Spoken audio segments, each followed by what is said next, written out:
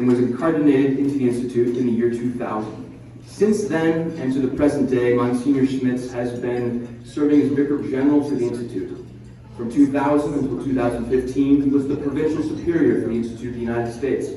Monsignor Schmitz is the chaplain of the Sovereign Order of Malta.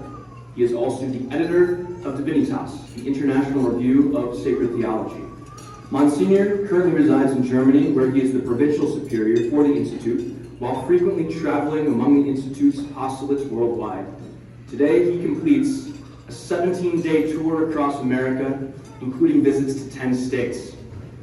So without any further introductions, I'm sure there's plenty more we could say. It is my honor, and please join me in extending a very warm welcome to Monsignor Michael Schmitz.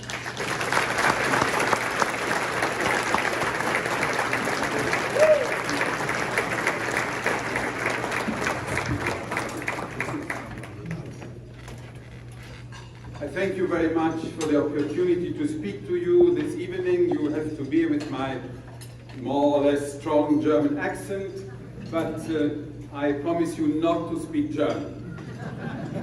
In any case, it is for me a great joy to be here again. The last time I came was in 2016, and I've seen the wonderful growth and all the graces that through your support of the Institute of Christ the King and work of our canons and so many blessings that we have received also from Archbishop Vigneron, whom I met this morning, everything has changed and everything has improved, and it is for me a great joy to see all that and to witness that also this apostolate of the Institute of Christ the King has become a great family. Thank you very much for your support. I am supposed to speak about the vocation of the Institute of Christ the King, which is, among many other things, to bring beauty into the liturgy.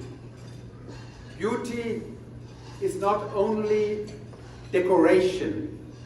This evening I could say much about beauty, but as I want to go also into more concrete examples of how we bring about beauty in the liturgy and in sacred places, I have to be restrictive when it comes to the explanation of what is beauty. But I remember very well having been in one of our fledgling apostolates, and after a wonderful solemn high mass with sacred music in a quite nice church, one of the members of the congregation, a quite severe elderly lady, addressed me and told me, "Well, Monsignor, I think that was a little much." And I said, in a little bit of a defensive way, "Did you not think that the Solemn High Mass is very beautiful?" At that moment, she looked at me in a stern way and said, "Monsignor, beauty is bad."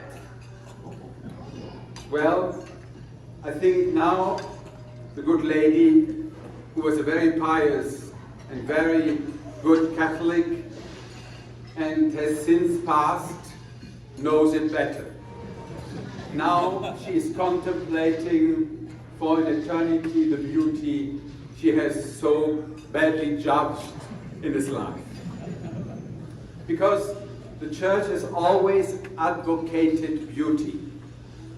And there is even a possibility to see that our faith, when it comes to its sensible, touchable, and visible expression, is nothing else than beauty. St. Thomas Aquinas says, "Pulchra enim dicantur quae visa placent, und the pulchrum in debita proportione consistit." The beautiful is what pleases the vision, and therefore it can be explained as the perfection of proportion.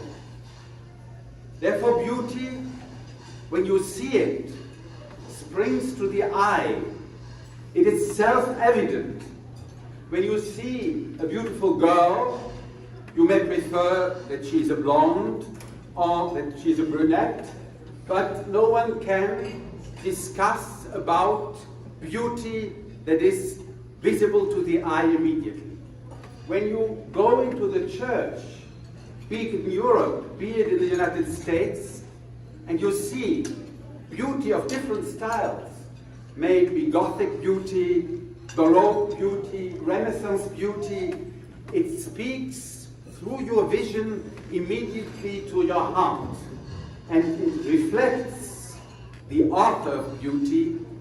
It reflects the hand of God that is in the right proportion. As a matter of fact, St. Thomas Aquinas underlines in the definition that I have just given to you that beauty is in the vision. You behold the beautiful. And the word is not as shallow as our word to see. It comes from the Greek word orao. That means not only see something, but it means to understand it profoundly. It means that the vision goes to your heart. It means that you understand immediately that there is something special and that there is a hand behind that, not only of the artist, but a more profound hand, that of God, that has made possible the perfect proportions of beauty. Therefore, we say sometimes, de gustibus non est disputandum. You cannot discuss about taste. And that is not because taste is a subjective thing that everyone decides for himself. On the contrary, taste and beauty is objective, and therefore you cannot discuss about it. You may have preferences, but the beautiful is immediately visible. And that comes from the fact that the author, the last author of beauty, is God himself. And we are made to be in his vision, and he in our vision. Videbitis Deum sicuti est, says St. John in his first letter in the 3rd chapter. You will see God as he is. And you will see in him not only the divine being, you will see in him not only the truth that he has partially revealed to us, you will see in him not only the goodness, but everything comes together, and the harmony and proportion of all these things, the being, the truth, and the goodness, form a supernatural beauty that will make us happy for the rest of eternity. We will see God as he is, with all his beauty, that at the same time will reveal to us his being, his truth, and his goodness. And this begins here. Therefore, because these transcendentalia, these modi of being, are from God, and they are participated by his creation, you can see the being, the truth, and the good, and the beauty, even in the creation. You can see how wonderful heaven is. Celi enaram gloriam Dei. If you see the night, the heaven with the stars and the moon, you will see there is the beauty of God, the truth of God, and the being of God behind all this. If you look at a butterfly or a flower, immediately you see beauty, because the hand of the Creator is visible through that beauty. And if you see a human being, you will understand or the proportions of an outward beauty, of a beautiful girl or a handsome man, or you will see deeper and you will see the beauty of a soul, as you may have seen it in the eyes of an old religious, of some pious lady, of someone who is dear to you. If you really look deep in these eyes, orao, you will embrace the beauty of a soul that is totally dedicated to the Lord. And therefore beauty is nothing purely decorative. It certainly can have a decorative purpose because it makes our lives more beautiful and more harmonious, but it is always deeper.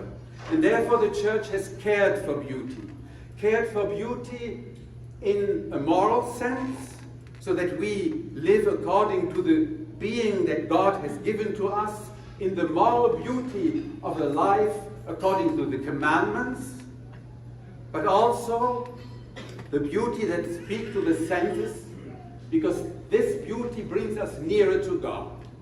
And its most beautiful outcome is the Roman liturgy.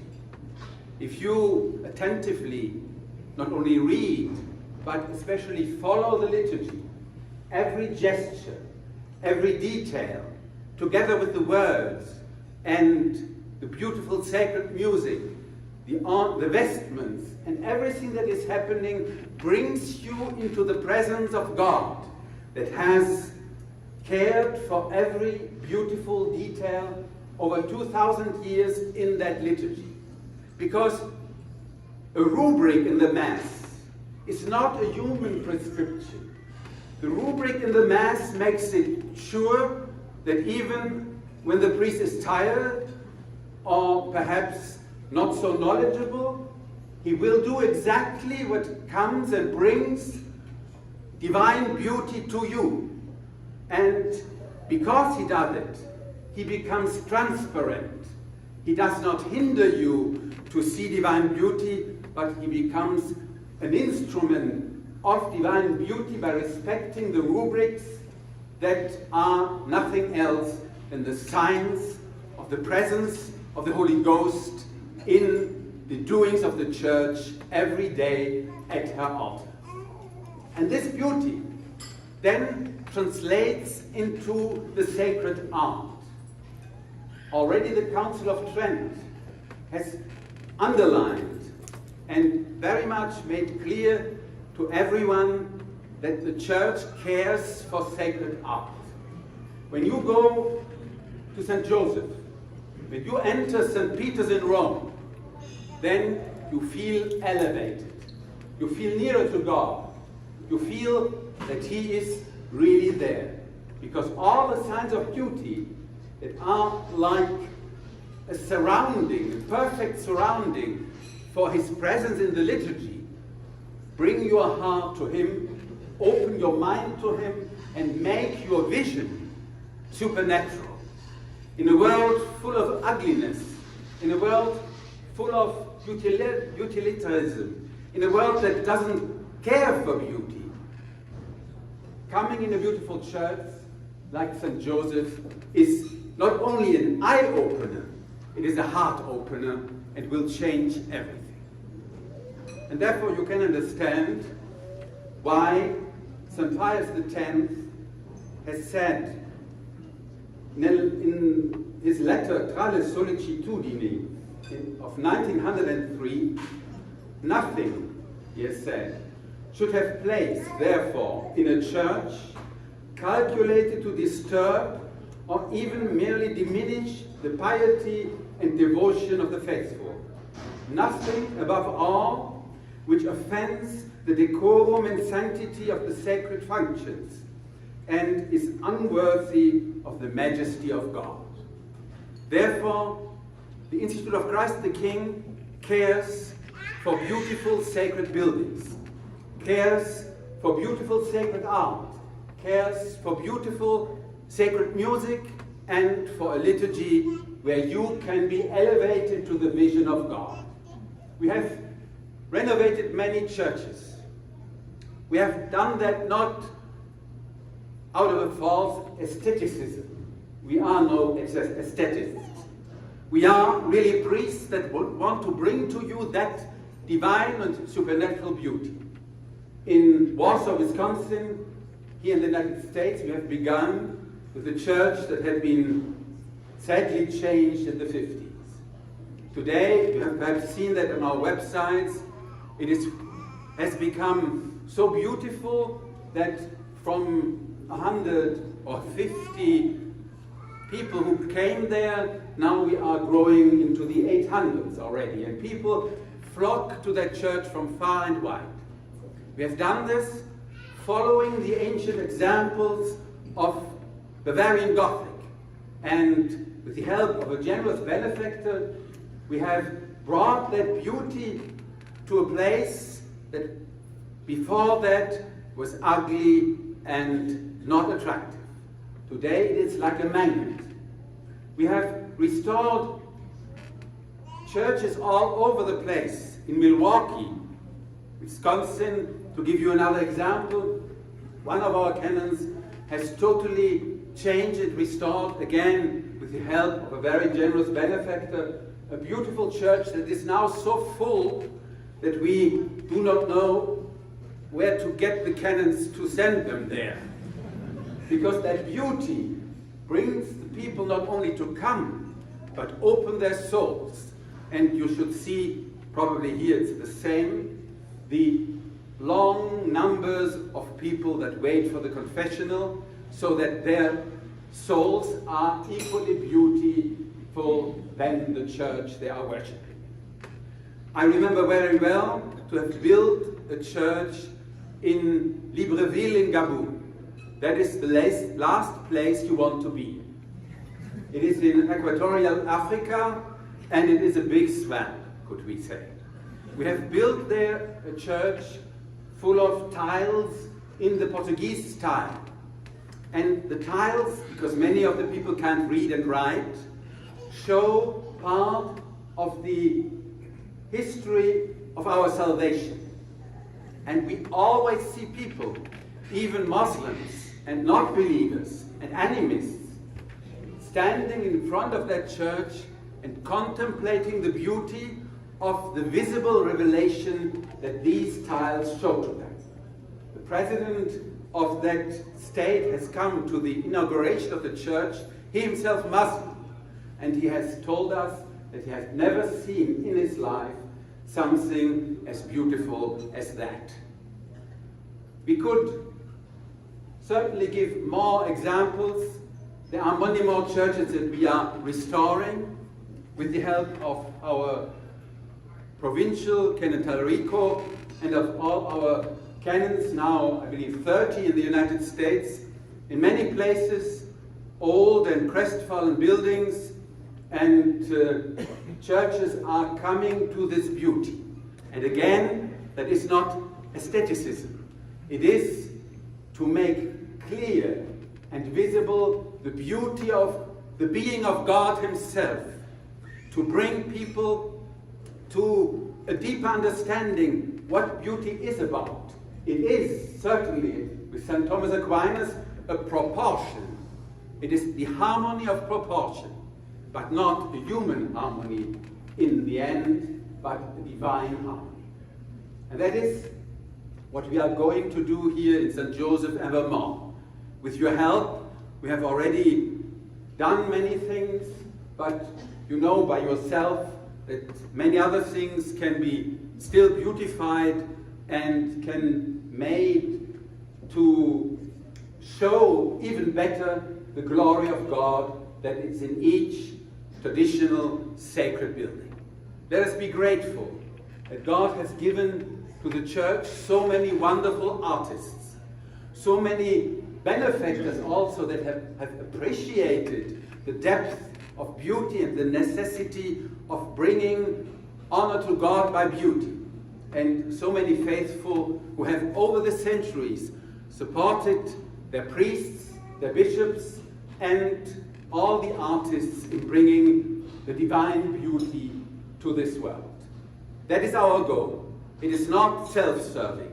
We don't want to have a nice background for our own personalities.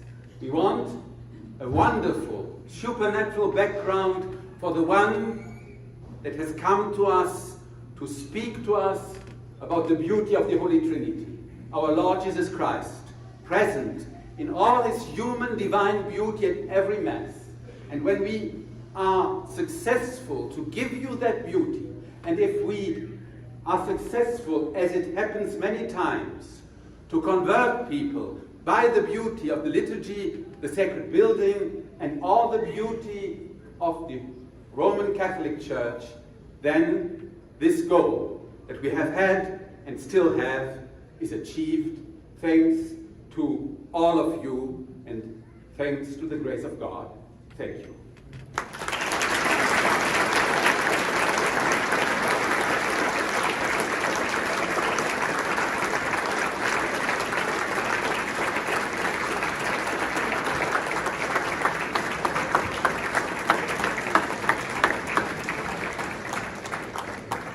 Thank you so much, Monsignor Schmitz, and I know I speak for all the faithful here present. We are truly blessed and honored to have the Institute